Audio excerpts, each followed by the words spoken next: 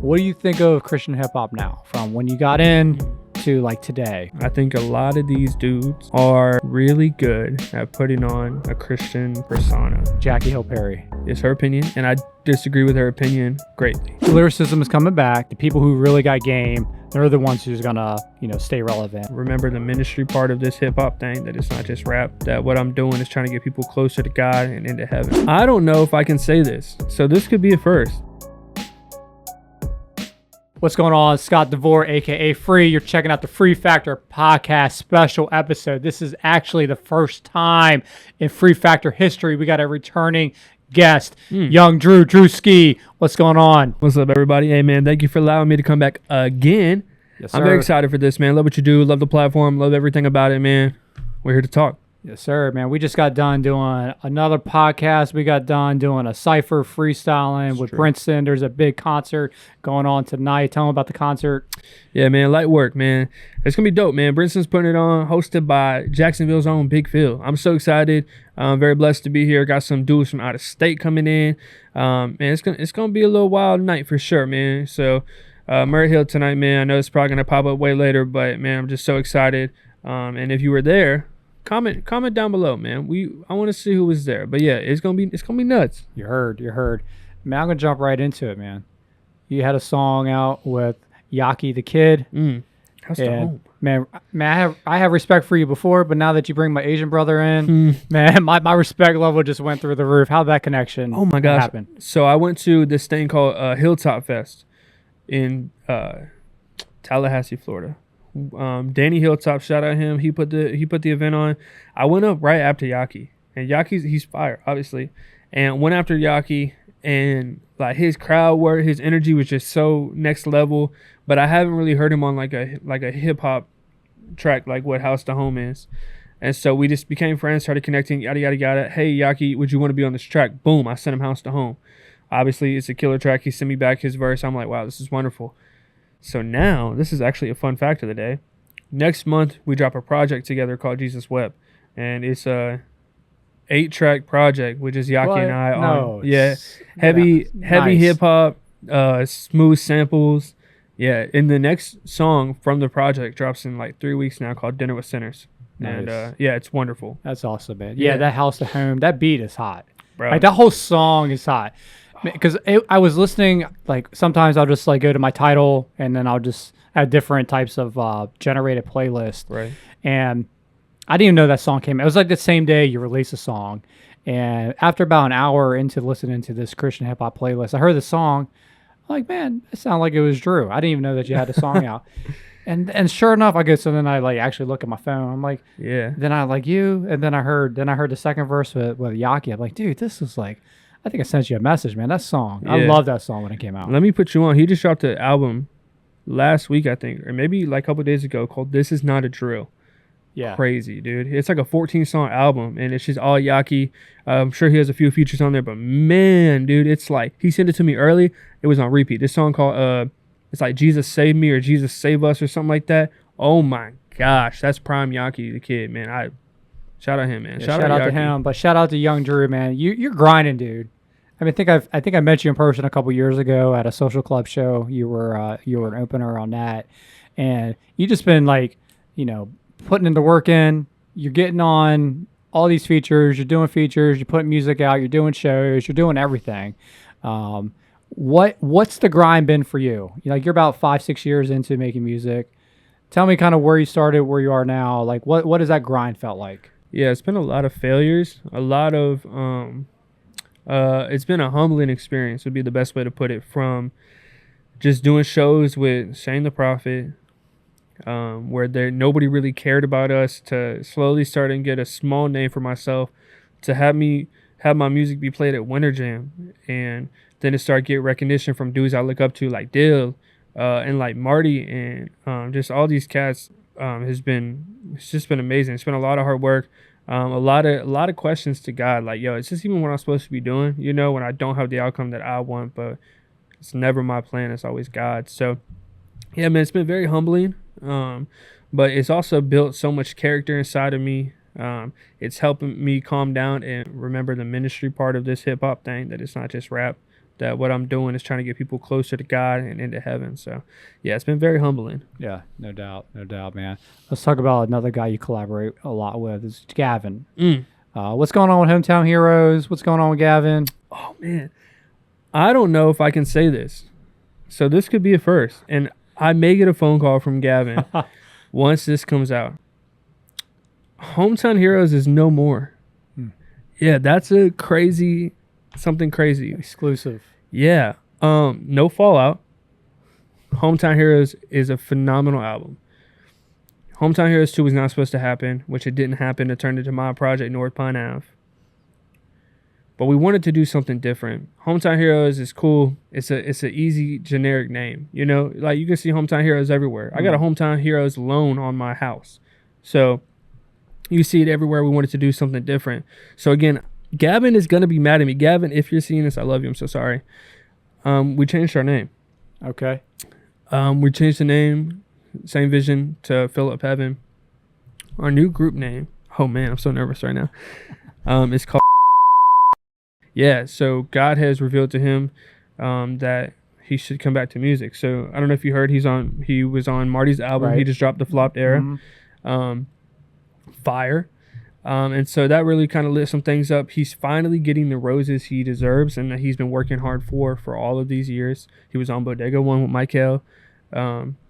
He has other opportunities in front of him right now that he's just worked so hard for. So yeah, Gavin's out of retirement. Gavin's in full swing. Like when MJ came back, like he is ready. So he also, I don't know if you saw him on Instagram or not. If you guys follow him on Instagram, is welcoming a new baby into his life. His wife is pregnant. Congratulations, Jesse and Gavin. Yeah, we've been praying heavy for them. So now Gavin's got like an extra battery pack in there. You know, he got another mouth coming, so he got to just show them what a follower of Christ is like. Man, praise God. Yeah, definitely we'll be praying for him. Man, that's good stuff. What other projects you got going on right now? I have a project that's supposed to drop in November called Draft Day. And if you have followed my music at all, I've always done a collaboration project or a feature project. So I went from Hometown Heroes with Gav that dropped in like January, I think, of like 22 or 23. And then I dropped Drewski and Friends right afterwards in March, which had like a feature on every single song except for Hallelujah. And so and I'm doing this jointly with Yaki the Kid. I have not had a single Drew album. And so I'm making Draft Day that's going to have very, very low features, but just hard-hitting music. I think the feature I have locked in right now is Big Phil, who was just here today with us for the podcast interview. He's going to be hosting tonight. Legend of Jacksonville. Very blessed to have him on a track, man. So, yeah, Draft Day. Draft Day is the next project that me only is going to be on. So I'm very excited and very nervous about that, but I know God's got his hand on it. Yeah, nice. So when you go into a project, like what's your system? Like, are you somebody like Jay-Z, you never write anything down? Are you like more like an Eminem, you write it all out? Like, how do you get your inspiration for like the songs that you make? That's a good question. I think it kind of just depends on my day, because some days I'll be going through like sprouts where I'm not even creating. Like I just can't even, I don't know, like I can't create anything, you know? And then like the other night I made a song for Draft Day called Off Season. I was just chilling in the room, got a beat sent to me, and I was just kind of vibing to it, just writing a little bit. But yeah, I just sit there and have the beat playing over and over again, and I just write line by line by line, and then I just kind of repeat it until I finally get a good groove with it, and it doesn't sound like I'm just reading off of paper. But yeah, I mean, Hometown Heroes was special. It was just Gavin and I on Airbnb. Drewski and Friends was a little bit more thought out, different people all over the country. Yaki and I's Jesus Wept is, I mean, he's staying in Tallahassee. He just sends me over. I've already had all my tracks made, and I just send him over all the open verses. So he's sending them back slowly, and man, oh man, they're wonderful. Nice. So, dude, you get some of the hottest beats I've heard in Christian hip hop. It's crazy. Who does your beats? Like, who's your producer? Like how that come together? There's a lot of people who produce for me. My main people are Oso. Shout out Oso. I'm gonna butcher his name, and it's just so rude of me, and I'm so sorry, but I believe it's Boy Yanel. I believe that's how you pronounce his name. I'm almost positive. Who else? Oh my gosh, I'm completely drawing a blank, and I'm so sorry, but he just produced a song that I was on for my buddy Pierre and Coaside's album. We have a song, all three of us have a song together called Die Different on that project. The dude who produced that, I can't think why I'm drawing a blank right now. He has been sending me so much heat recently. So like a lot of his tracks he's been sending me is going to go on draft day. But I usually try to stick with that. If I find a cool beat on YouTube, I'll buy it. But it's so easy to just take the beats that, I don't know, it's kind of hard. So I'd rather just work one-on-one with somebody. Yeah. Yeah. But yeah, man, they're monsters. Yeah, no doubt. How old are you now? 25. 25. So you're about 19, 20 when you started to make music. Yeah. Who was your favorite like Christian hip hop artist when you got started? Very corny answer, but Lecrae.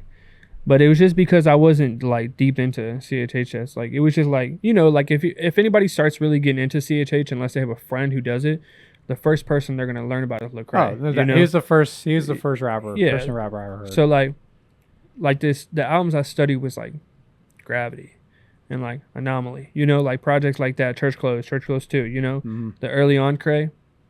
But it, you know, it's changed a lot, and but yeah, he really got me hooked into it. I mean, before I ever made music, before I realized I wanted to make music or anything like that, I got a 116 tattoo because of him on my forearm. Man. So yeah, I don't know if anybody ever awesome. sees that, but yeah, I have a 116 tattoo hidden in there just because of like how Cray impacted my life early on. No doubt.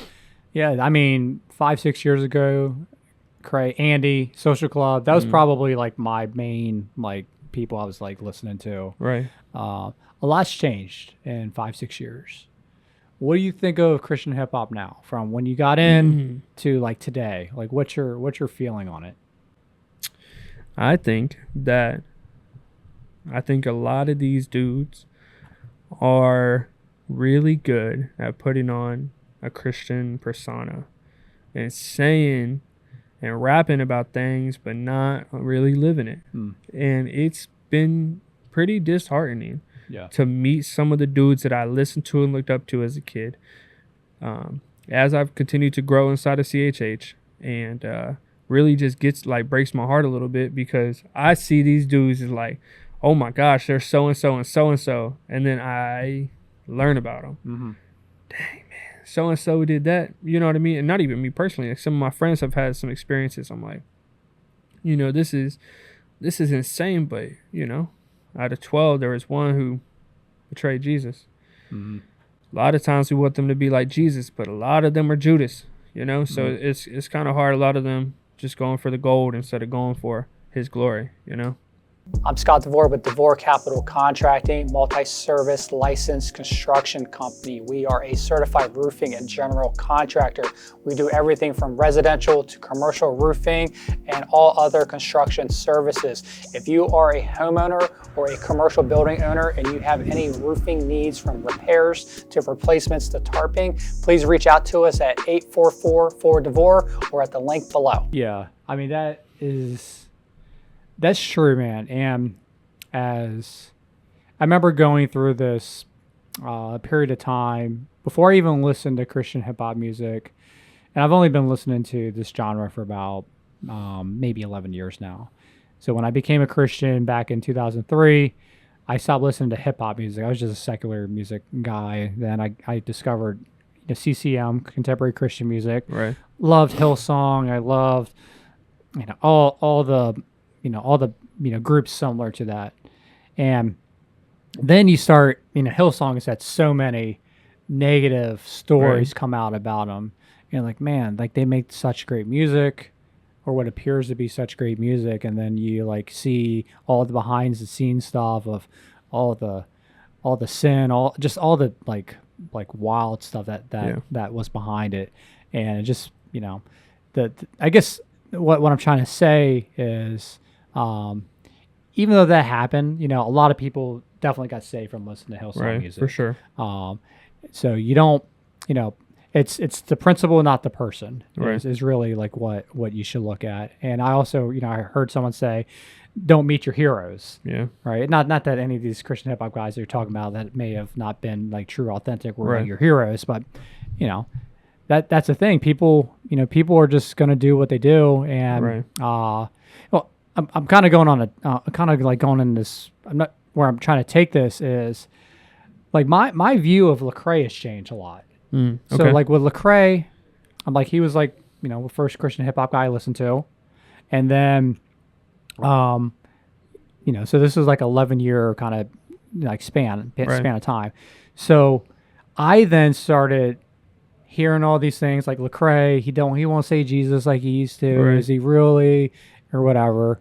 And then I would see Lecrae on interviews, and Lecrae's like, man, like, he probably gets more shade thrown at him than anybody because he's like he's like the Jay-Z of Christian hip hop. I agree. So I'm like, okay, I guess I'm not wearing his shoes, and I can see his position. Then I'm kind of going back to like, not that I do like Lecrae. Like, if I saw him, I'd be like, dude, respect what you've done. Right.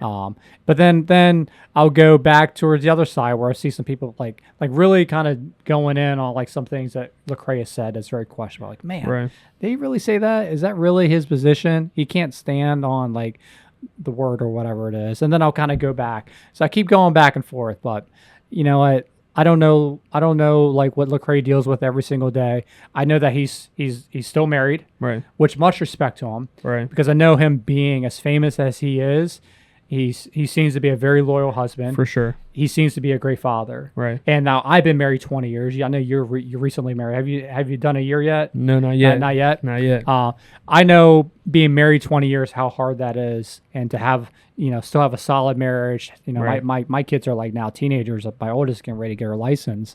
So I can relate with Lecrae. Like, and again, I never had the success Lecrae has had, but I can kind of understand like everything he's gone through, and know that it's not easy. Yeah, I think we also have to live in grace too. Yeah. So I have found myself holding grudges for some of these artists that I've really been hurt with, instead of loving them like I should. I mean, again, everybody's human. Only person that's perfect is God. So I just have to remember that too, because there's, like I said, there's things that I've seen and that have personally happened to me from some of your favorite CHH artists that, like, exposing them isn't even worth it anymore. You just gotta pray for them. Mm-hmm. Like, I don't know, like I just think that if you're exposing some people, like, it has to be done in private, man. It's biblical. If I got an issue with you, you and I got to talk one-on-one. That don't go anywhere. I got to bring your pastor into some things, and that don't go anywhere. We got to have a full-on intervention. But I do hear some of these CHH like diss tracks. Maybe wrong, but they're fire. Let me shout out Pierre, man. Pierre dropped a song today, I think, or yesterday, called Friends. That was really good. I was really proud of that song. Knowing the backstory, I'm not supposed to shout this out. Keep it up, Pierre. That's all. Yeah, it seems like there's more CHH diss tracks than there has ever been since I've been listening to the music. Yeah. And the D1 was like, he was going out Lecrae a lot too. Man, there was a lot going on in the past year. Right. So what are you, I guess, what are you hopeful for with Christian hip hop? Kind of where it's at. Now that you've been in it, you got behind the scenes look at what happens. A lot more people who know people, and you hear these stories. What are you hopeful for the music? I really hope that it stays driven like this. Like, put any issue aside or any feelings I ever had with, like, Miles Minnick. What he is doing is crazy. You know what I mean? Yeah, he's popping. Man, like, he's getting on these secular radio shows, and talking about Jesus. You know what I mean? Like, that's selling out the Novu. I think he sold it out. I could be wrong, but I think he sold it out.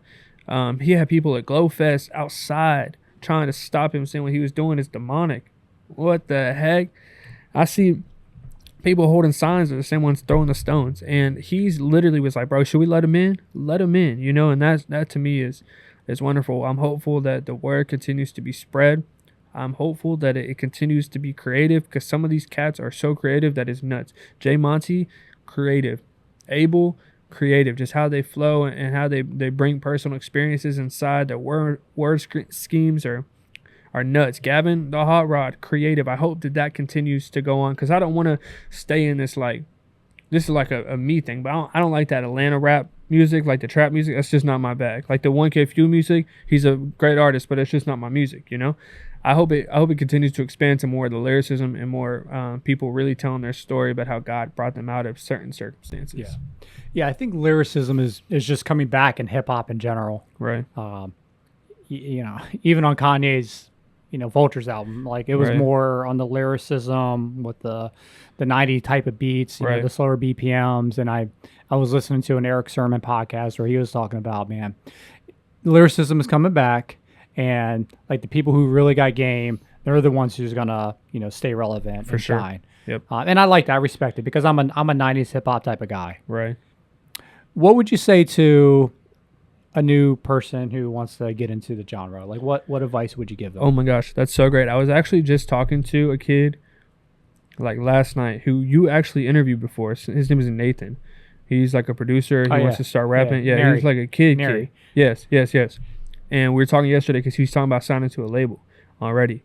And this is no hate to the label that he wanted to sign to if that information is already out. This is no hate at all. I love the person who owns that label. So this is no hate. But I told him he just gotta stand on his own and kind of go through it. And it's really cool to get these big features and have the big features. But what you can do by yourself can be even like greater. You know, like let's talk Keon Boone, for instance. Mm-hmm. Keon Boone, I mean, obviously he has some big like features right now, like Kip Gordon, DKG, and stuff like that. But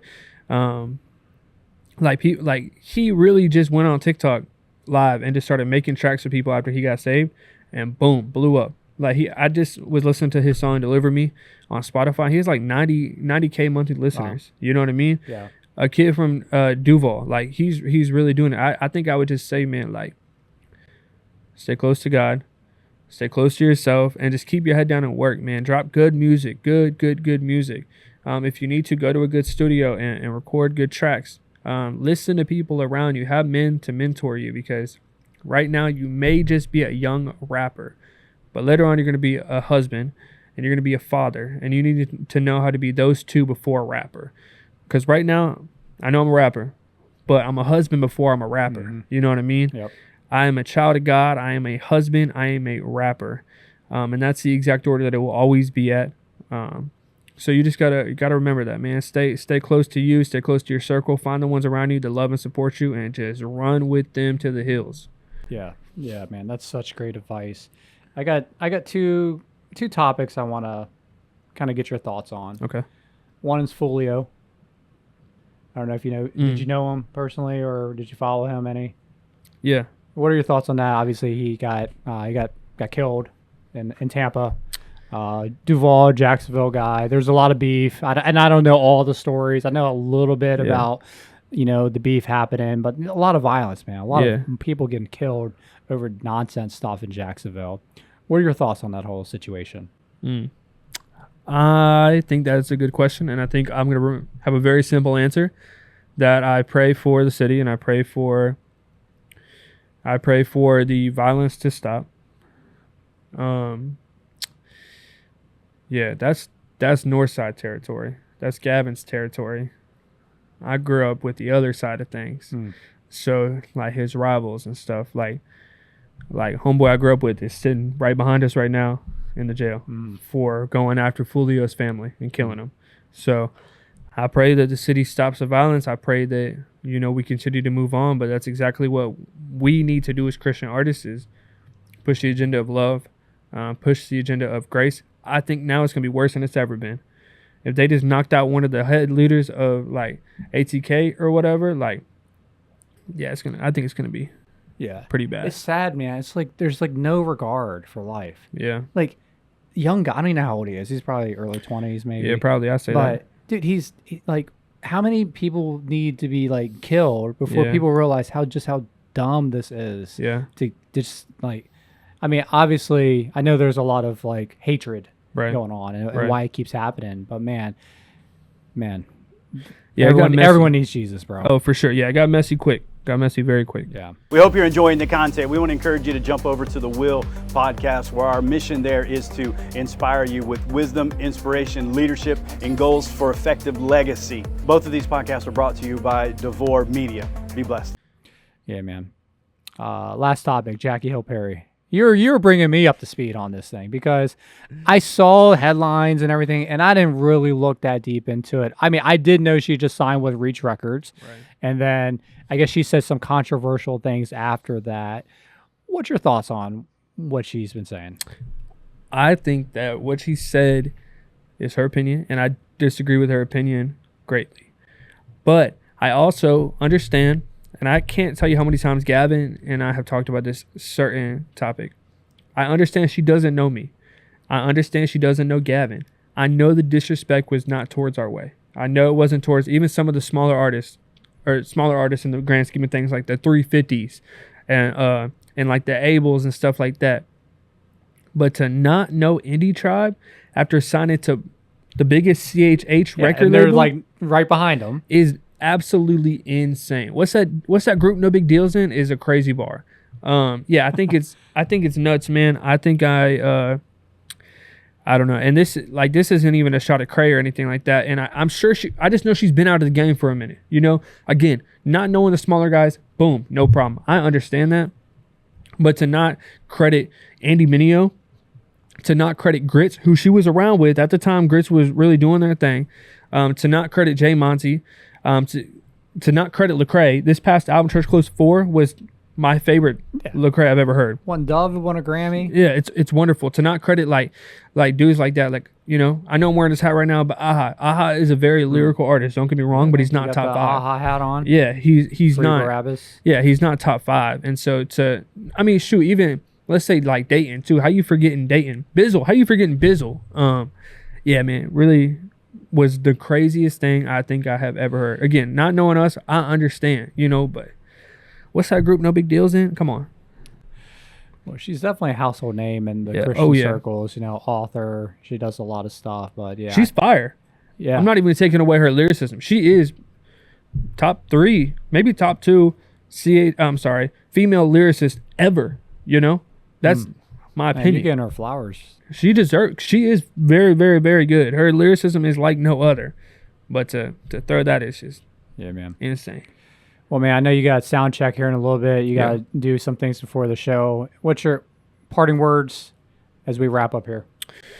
Man, my parting words is remember to stay true to who God made you to be. It's very hard to really stay on that narrow path. Money is going to bribe you. Money will change you. But God brought you here. God changes everything. Keep going. Keep doing what you're doing. Stay in prayer. Stay in the Word. Everything's going to work out. No doubt. Drewski, Young Drew, Love Like Jesus. Come on. Appreciate you coming back to the Free Factor. Yeah. You were laying down the bars on the Cypher. Yeah. We had another pre-podcast earlier, man. You're doing big things, man. Much respect to you. Really appreciate you coming back. And I know you're just going to continue to grind and do big things. Yes, sir. My prayers are out for you and your wife and just for his blessing in your life, in your career, and everything you're doing. Come on. Praise God. That's a wrap. Free Factor. Like, comment, subscribe, bell button, all that good stuff. Until next time, peace out. Boom. Real interviews, real guests, no actors. Real talk, get prepared for Free Factor.